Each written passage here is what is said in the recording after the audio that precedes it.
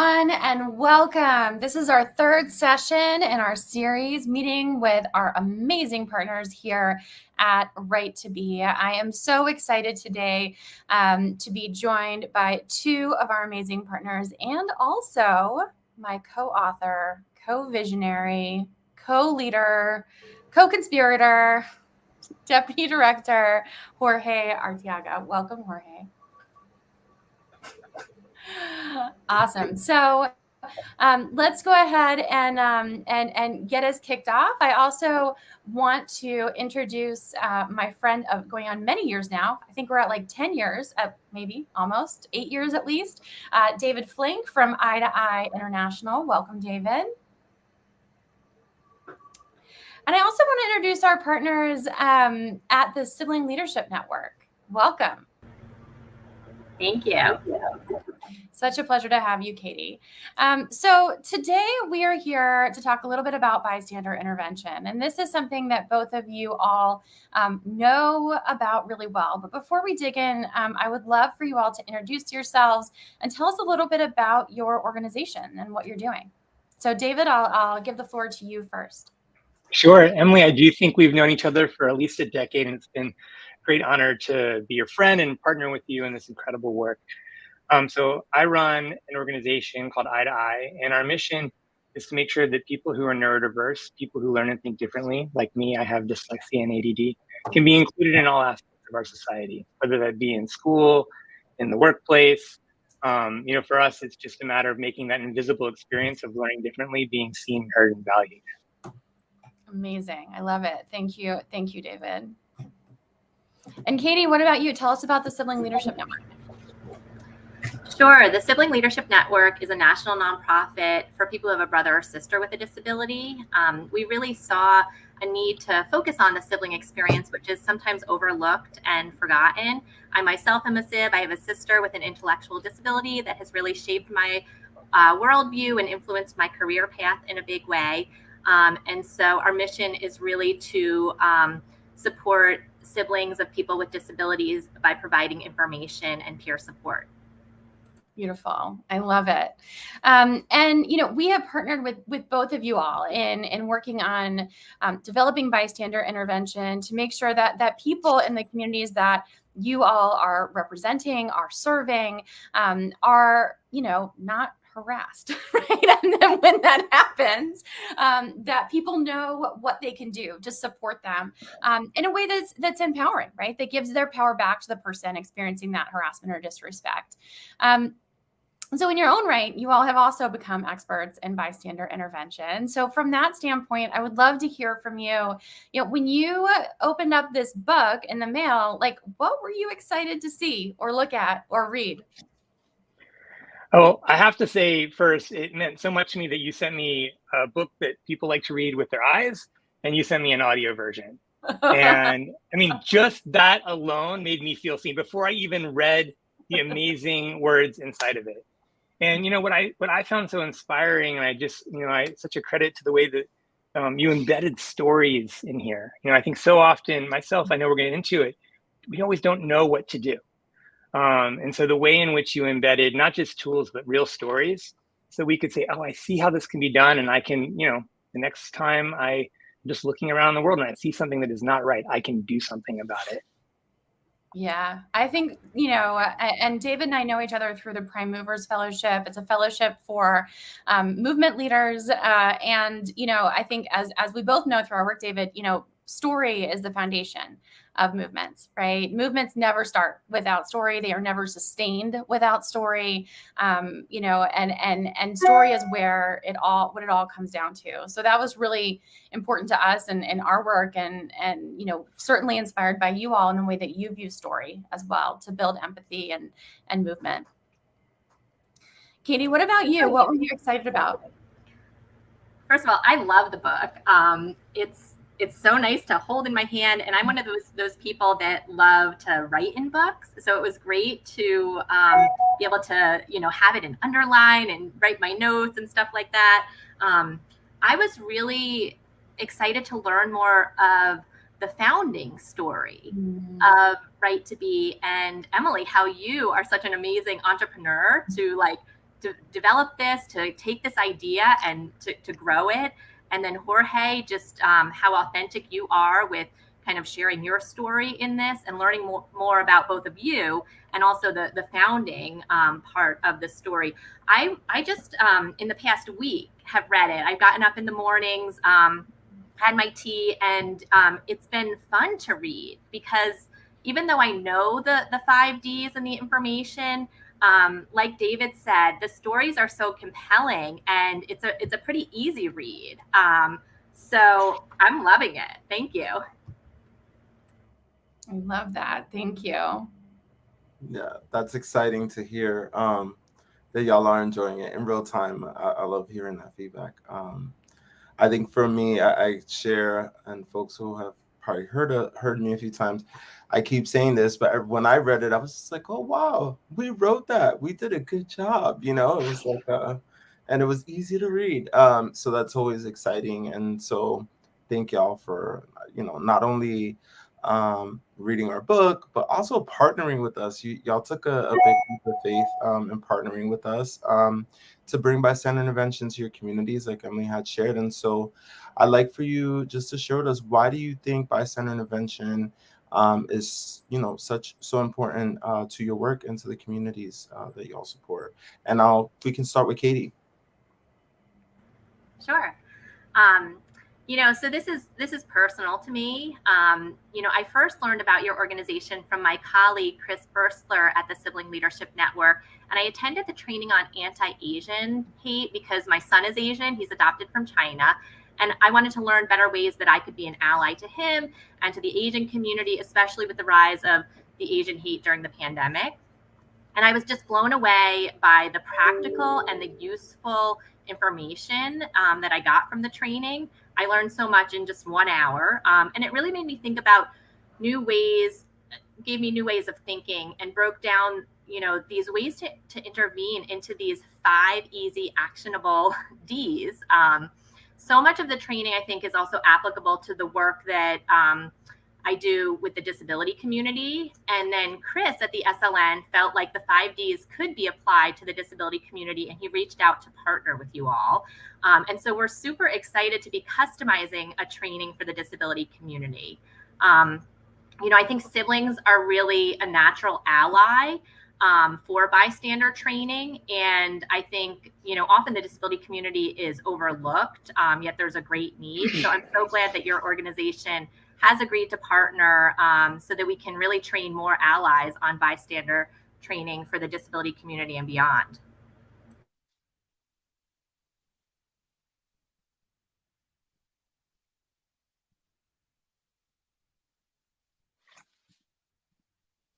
Maybe this is the invitation. I think you're muted, but I think this is the invitation for me to reflect. Yeah.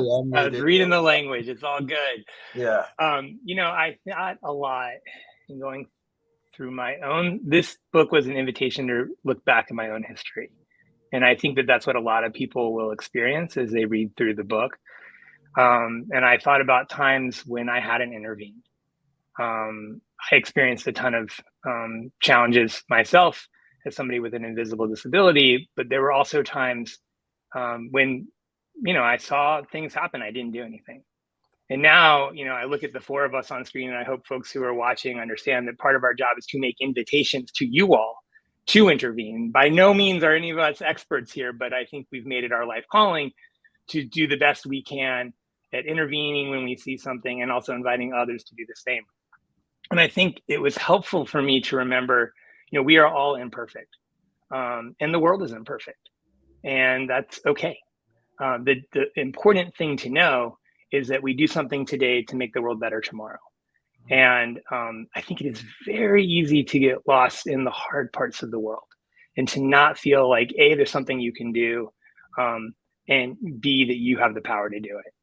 And as I read this book, and I'm going to read it again and again, and I can't wait to read it to my kids, although they'll probably listen to it since I have this awesome audio tape.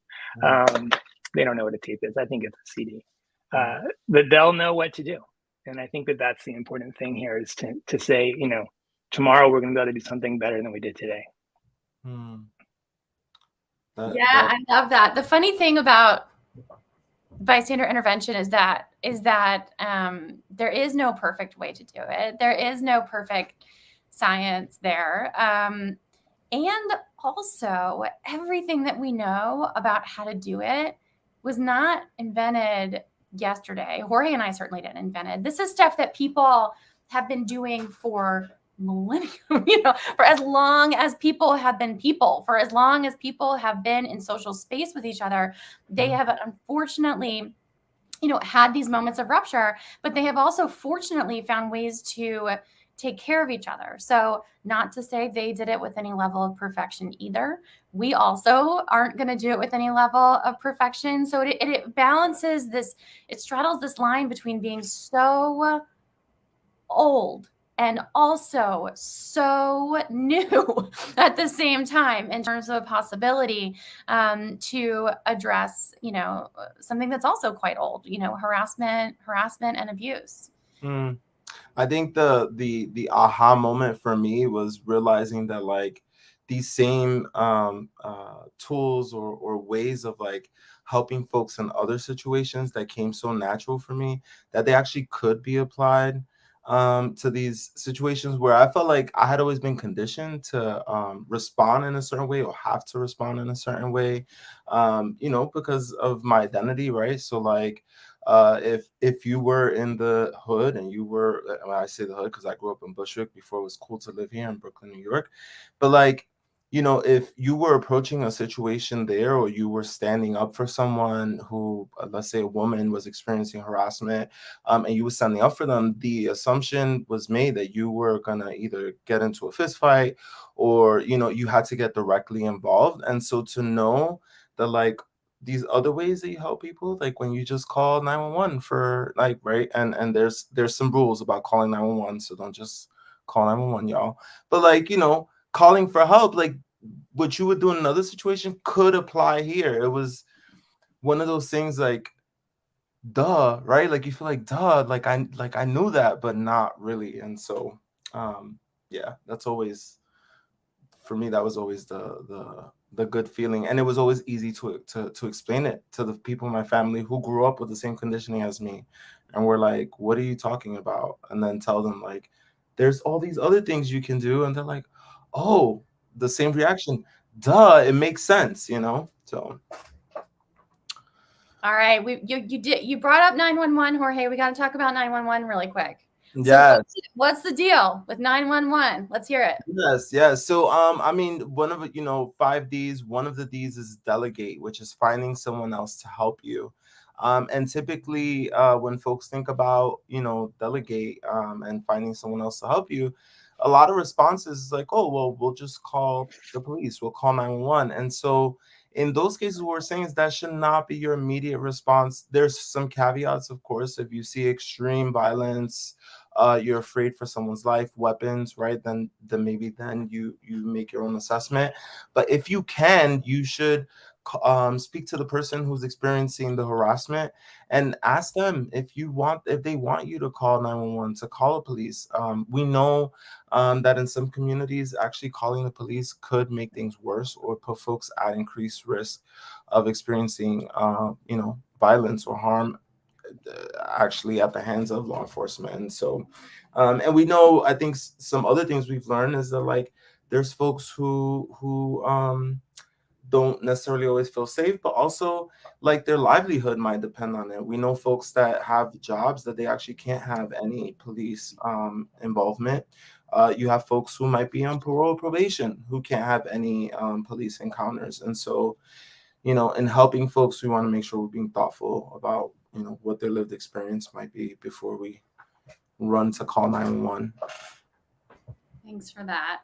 And that really bridges us to a conversation about allies, right? Because 911, the police, may not be an ally to everyone. However, most of us have somebody in our lives who we feel like has actually shown up effectively as an ally throughout our lives. So, David, Katie, I would love to hear from you in terms of who are some allies that have shown up for you personally throughout your life. So I feel like I've had a ton of allies throughout my life. I feel very lucky, people who stood up for me. And probably didn't know that they were doing one of the 5Ds during different times to make sure that ways in which I was feeling discriminated against and perhaps the way I was learning or experiencing the world, that those folks stood up for me. But I actually want to call out an ally that I saw this week that really blew me away. The ally is Lizzo. And if you didn't see, this week she dropped a song that had a word that many people in the disability community found offensive.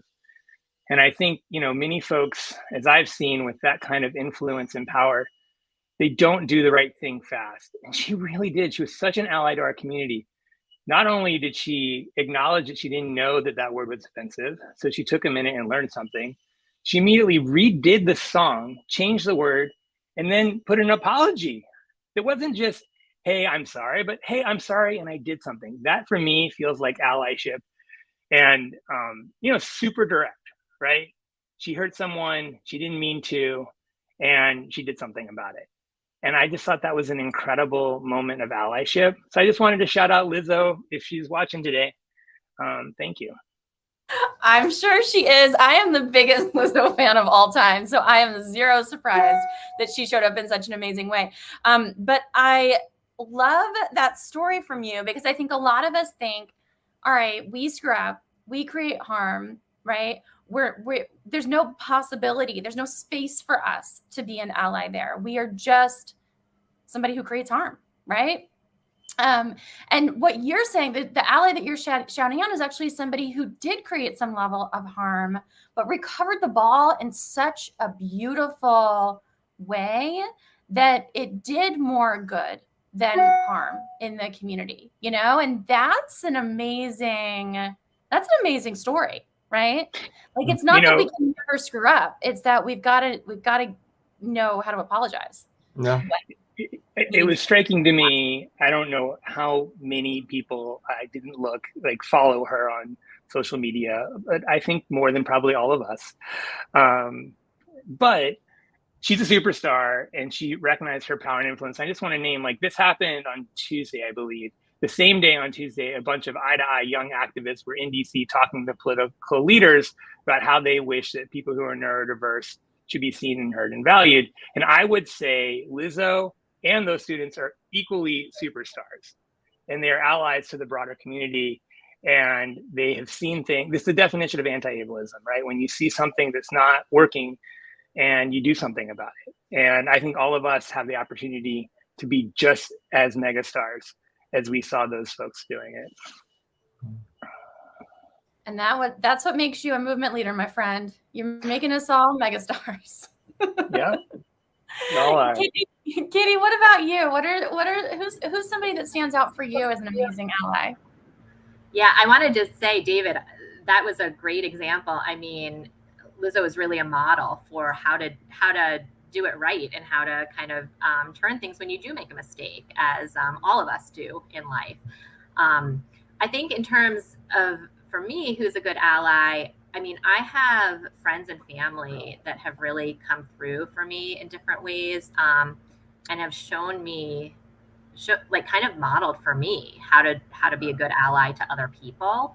And then within our Sibling Leadership Network, there are so many amazing siblings that they have this personal experience with a brother or sister with a disability, and they're really attuned to when somebody is being discriminated against or not being treated right. And they have this experience to really step in a way that's sometimes hard and also brave. And so I think many siblings within our network are natural allies. I think so too. As somebody, I have an aunt who had a very severe mental and physical disability with cerebral palsy. And I watched my mom and my aunts advocate so hard for her throughout their lives and pass that on to me, including moving into the space of advocating for people with disability and the American Disabilities Act. So I'm so grateful for you all who are naturally embodying that allying space in such a personal and intimate way. Mm-hmm. And so, we talked a little bit about, I know David had spoken about at the beginning, wishing, that you had a resource like this, or that some folks may have used the 5Ds or on your behalf before. And so what I'm curious to hear is, there are reasons folks don't intervene on our behalf. And, some of the work we've done and the stories that have been shared with us show that, folks are actually more traumatized when people don't step up or show up for them than they are by the actual harassment they experience. But we're all human, right? And sometimes we're going to make that safety assessment, and we're going to realize that, like, in that moment, I may not be the best person, or actually don't know how to show up into this moment. Or before I learned the 5Ds, I don't know what I would do. And so I wanted to know if y'all feel comfortable sharing.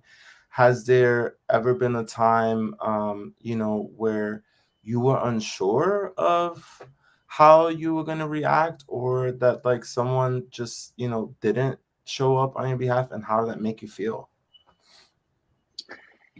If I'm thinking about my childhood, and I think it's one of the things you all demonstrated so well with sharing your stories, so I'm happy to use mine as an example for others listening, is, as somebody who struggled, just say, with reading, that is inherently something that somebody with dyslexia just struggles to do, reading and writing. I always want to explain that I think people were assuming best intentions. So I suffered a lot of trauma by the adults and many of my peers telling me there was one way to read and write, which my brain is just hardwired in a different way. And I would have loved if any of those people, even though I know it was done by best intentions, had just said, I can look at you. You're literally crying right now. I can tell, me telling you to do the same thing over and over again and asking me, why aren't you just not trying hard enough? Like, this is not working. So any of the 5Ds by anyone in that world, I'm 42, so like this was a long time ago, but I still have nightmares about this time, would have made a difference. But I'll also say, as people slowly, some allies stepped up, and I was able to get different environments for my learning style. And never would I have imagined that I would graduate high school and college, 2 Ivy League schools, publish a book, all this crazy stuff that allies made possible. Now it's my job. I left folks behind too. 20% of our population learns and thinks differently. So it never occurred to me that somebody else could have been in the classroom going through the exact same thing. And while I was so focused on the trauma I was going through, I realize now I could have stepped up. I could have helped somebody else, and it would have helped both of us. And I've since learned, going back in my history, how many people were my peers in those classes. Some of them did not make it through.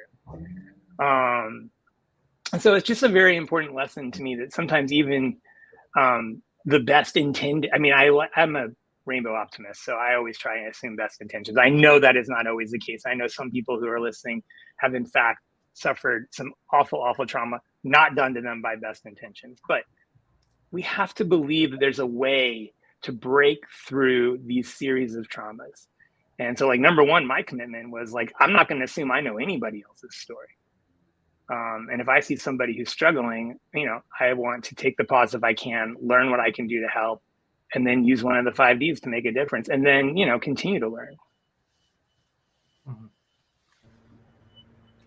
Yeah, and for me, I would say I've definitely had experiences where I've been unsure how to intervene. And there have also been times where I've intervened in a way that has not worked and has caused greater harm. And that's where learning the 5Ds have really helped me understand, like, there are a lot of choices I have in how I can intervene. I think one of the biggest things is that sometimes in my sibling role, I would maybe kind of step in without checking in with my sister as much as I should have. And that's been a really important lesson for me to really, and something that you really emphasize in the book and the training. You have to really make sure that the person being harassed, and in this case, if it's a person with a disability, like, really center their perspective and their voice and what they want. And so that's something that I think is really important for allies to learn and know, and something that I've had to learn. Thank you so much for highlighting that, Katie. I think, the savior complex is real. And, it can show up as being a white savior or a male savior, but it can also just show up as being any identity and not prioritizing the needs of the person who's actively being harassed. And I think, in a world where people want to help, it is a skill to know how to help, particularly across different communities that you may not share those identities and may not even know somebody well enough to have heard their stories and experiences who holds those identities. And so that's a lot of what we are trying to break through. It's one thing to know what the 5 Ds are and to be able to say them really, really fast. It's another thing to really know what harm looks like in a community and what power looks like, what it means to give somebody their power back inside of that community as well, to make sure you're not unintentionally creating harm. So now you know the 5 Ds, right? Close enough. I'm not going to quiz you on them, but you've heard of them before. You probably decided that there's one of them that you're like, all right, this is my thing. This is my superpower. This is my strong suit. We want to hear from you. What are your superpowers? And Jorge, you're in this too. We want to hear your superpower too. But we're going to start with Katie. All right. I think my superpower has been direct. I'm just one of those people that kind of like to take charge. But I think I'm leaning towards doing more delegate. And delegate was something I learned more about in reading the book, how it can really be a partnership. And that's where I think my comfort zone is, where, I can have someone else there have my back, and maybe together we can help intervene. And so, yeah, those are probably the two that I would call my superpower. Thanks, Katie. David, where are you? So Emily, I remember when we were doing our last training together and we were talking a lot about my childhood as a magician. And I think when you're a magician, you inevitably become a distractor. I used that as a way to distract from some of the challenges I was having, but I think that's continued to be a tool when I've seen things going awry, to just be able to throw the attention elsewhere. I will say, document continues to be one I think a lot about in the context of the world we're living in, and how can we effectively document and give that documentation the power. I love the idea that you can just, if you document something, you can give the person power. And like, I'm not documenting this for any other reason besides giving this to you. Mm-hmm. And, there's no judgment there. There's just like, I'm here and I got your back. And so I've been thinking a lot about that and the ways in which we can do that now. We're all virtual right now as we're having this conversation. There's ways you can see things that happen online and you can just help people name, I see this. So I think a lot about document right now in the time that we're living in. And I'm an activist, so I've become way more direct, which sometimes is, I have to be careful about that. Mm-hmm. And you guys you both are overachievers, because I gave you the assignment of picking one and you both picked more than one. I try and use the environment to evaluate what's going on. I will say I do try that. But yeah. Jorge, what's your D? Direct. I'm a direct intervener. Yeah, direct is my superpower. It's always been. It's how I was raised. I was raised by a bunch of women of color who were activists in their community, and so always taught to speak up against injustice and disrespect. And it's funny actually, because I feel like you learn, right? You learn more and more things about yourself. And I'm like, I've always been this person. I was recently over the weekend looking through some like old stuff, and I was in this college program back when I was 16. And we had like a summer in Columbia University. And anyway, at the end, they did like the awards they give out to folks. And so I ended up getting two. One was like we were called a college bound community. So the CBC mayor was one of them, because I knew everyone was friends with everyone. But the other one was most likely to help a teacher in distress. And it was because that teacher, I was doing some after school tutoring with them, and Miss Stokes, if she's watching, I doubt it, but if she is, and she was helping me do my pre-write process on the Scarlet Letter. And this like student walked into her room irate because he could not find his classroom, and was upset because typically classes were in the room that we were in, but there was like some scheduling thing, and he like started to yell at her. And I remember telling him like, you should be ashamed of yourself. Why are you yelling at her? She's a professor. And like getting really angry at this man and starting to approach him to the point where like the professor had to like get in the way, and then completely forgetting about it, not even thinking about it until I got this award at the end. And so I thought it was just funny that I've ended up doing this work and I found this award. I was like, oh, you knew who you were at 16, you know? I have never heard that story from you before, and I love it. And it's so on brand. Yeah, your destiny was already written for you. Yeah. When you were 16, I was a couple years into having started what was Hollaback at the time. So you were just like ready. You were ready to jump in. Mm-hmm. So I have good news for you all. My D is delay, which means that together we are holding it down over here. We've got the dream team going on in the post-apocalyptic world where we need to run around and intervene in all kinds of harassment. Like, we are going to be on top of it. That'll be our skill set. All right. Back to you, Jorge. Well, so y'all talked about knowing your superpower, and so I'm curious to know, have y'all actually had a chance to use it in real life or recently, and if you want to share? Yeah, this is Katie. I can share. So my husband and I had a situation in the last few years when we were at the airport.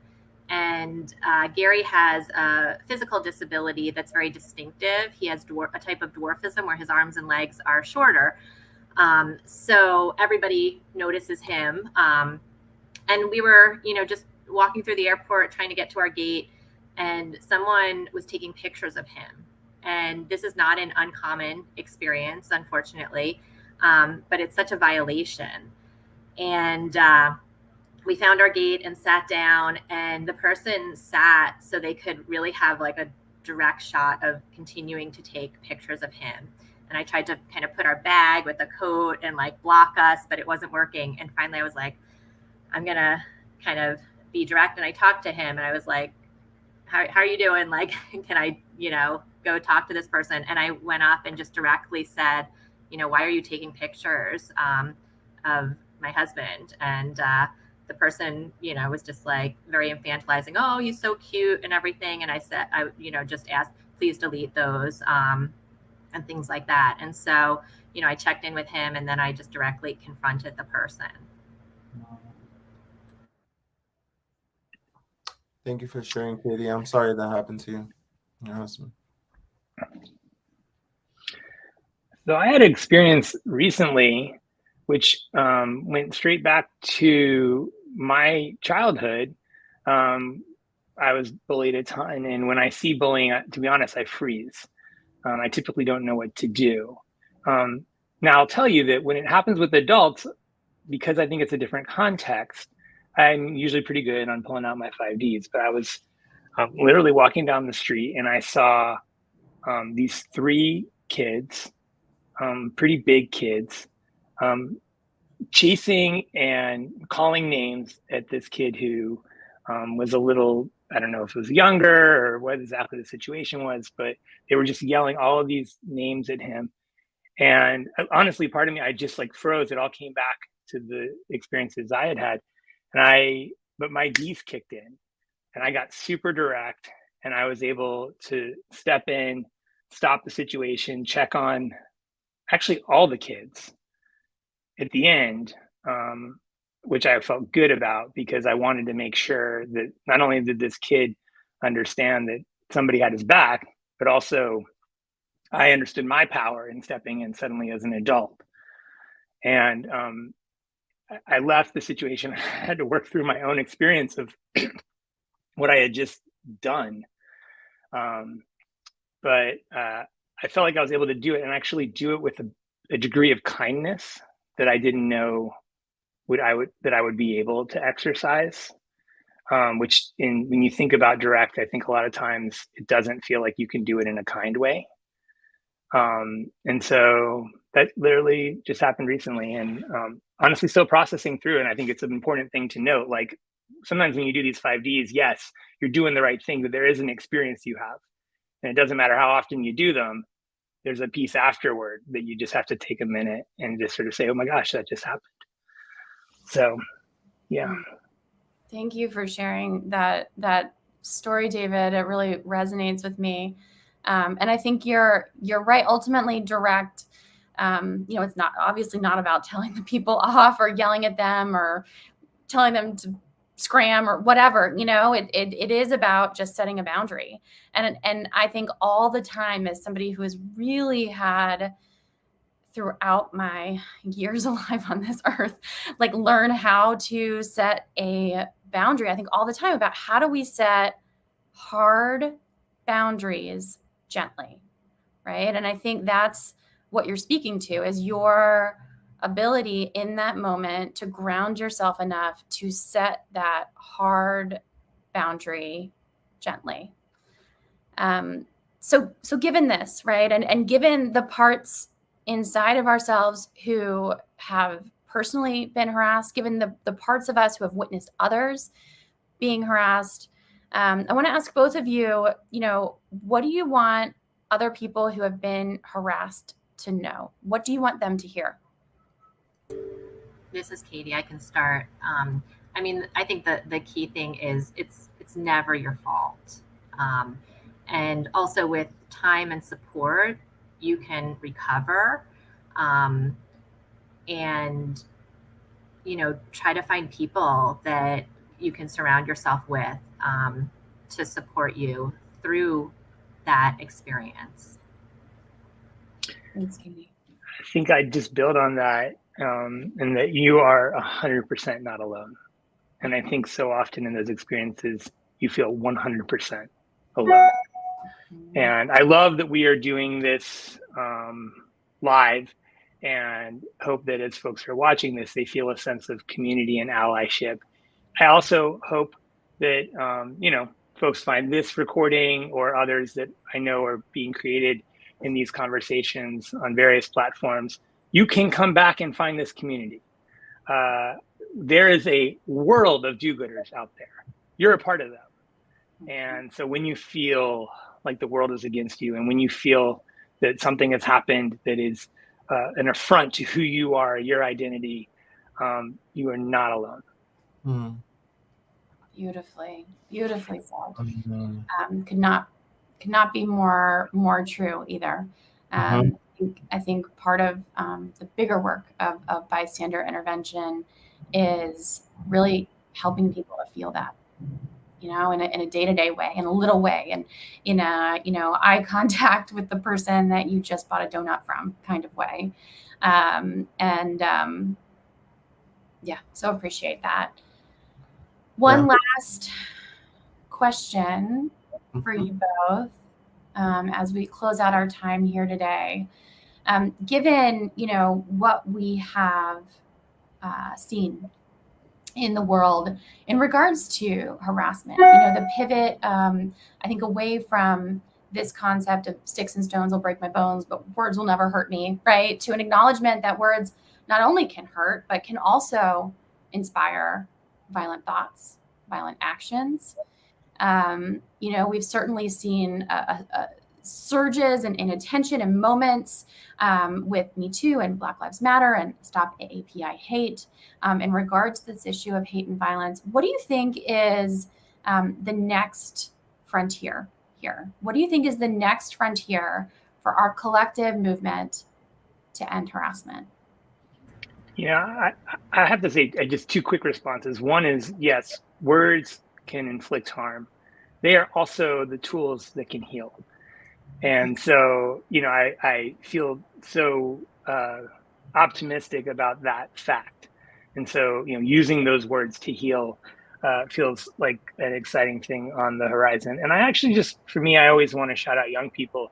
I think very often we think about our identities in silos. And as I've spent time with young people, they don't think about their identities that way. They think about their intersectionality. And I actually feel very optimistic for our collective movement because, and I will say, this conversation is a hat tip to the fact that this is the movement of movements. Mm-hmm. And so I feel incredibly optimistic that our words can heal and that together we can heal the world. Mm-hmm. Mm-hmm. I would agree. I mean, I think there's such an interconnection between all of the isms, racism, sexism, ableism, ageism, and more. And I think to really combat it, bringing all of our, different marginalized communities working together, because we're stronger together, and, really thinking about how we can affect change, even at the larger systems level, the policy level, to make lasting impacts. But I think educating, people starting from a young age about, these 5 Ds, which are so simple yet so profound, so that people can have the tools to really try to continue to help make a better world. I love that. And I love the idea too, young people have got it going on, right? And are really leading these conversations about complex identities and intersectionality. And we are not just one thing, we are many things. And two, your point, both of your points about how we are interconnected, right? So, perhaps the next frontier in the movement is not just acknowledging all the ways that these intersect and play out on our own bodies, but acknowledging that even though I may not be Muslim or I may not be physically disabled, that is a part of me because I am interconnected with those worlds. That is my battle too. That is my fight too. So I want to thank you all for being here. Your fight is our fight. Our fight is your fight. We are in it to win it together. We are going to not just tackle harassment. We're going to build a world that's filled with humanity, loving, caring, beautiful humanity. And you all are so important in that work. So I want to thank you all for being here today. And thank you to my co-host, co-visionary, co-author, co-leader, Jorge, for leading this conversation with me. Thanks, everyone.